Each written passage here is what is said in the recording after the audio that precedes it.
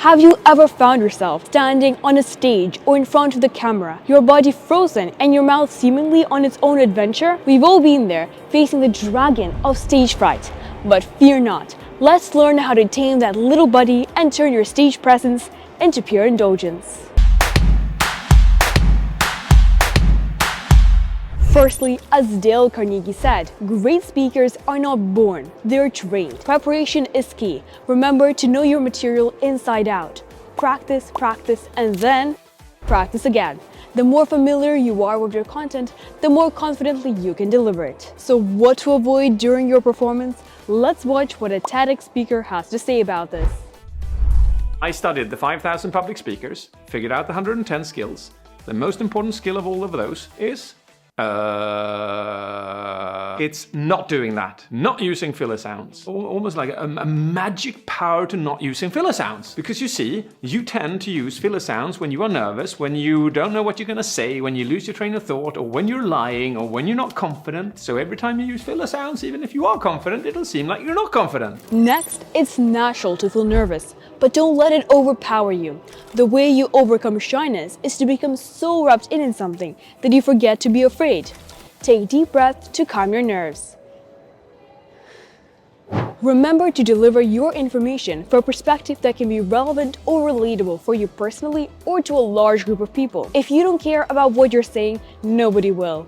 Thirdly, body language. The way you present yourself on stage, on camera, the way you move your hands, the way you walk, the way you tilt your head can have a big effect on the audience. Avoid close gestures, but don't push your audience away either.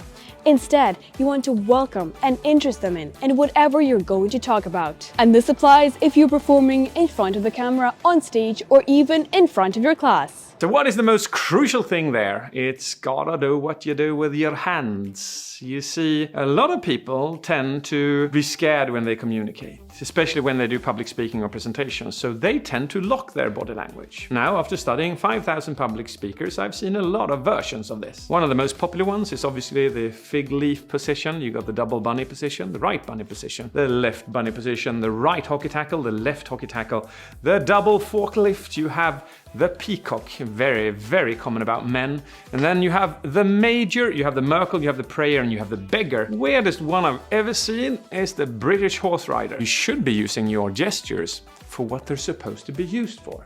Increase the value, lower the value.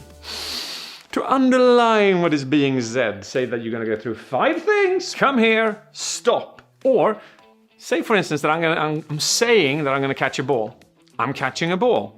But as soon as I use gestures, it's more clear. I'm catching a ball. And if I actually... Now that we know how to present, let's understand what to present. In other words, how do we make an effective presentation that is worth listening to? Our objective is to captivate the judges with our marketing strategies, whether you're applying in the first round or pitching your ideas in the second round. Your marketing presentation should be like a well-crafted story, with a clear beginning, middle, and end. First, you should start by grabbing the audience's attention. Start with a hook, like a thought-provoking question or a compelling statistic. Now it's time to dive into the heart of the presentation, the content. Keep it precise, relevant, and organized, and use visuals to enhance your message. But remember, you're the star of the show, so don't let the slides steal the spotlight. It's called a PowerPoint after all, so don't start writing lengthy essays.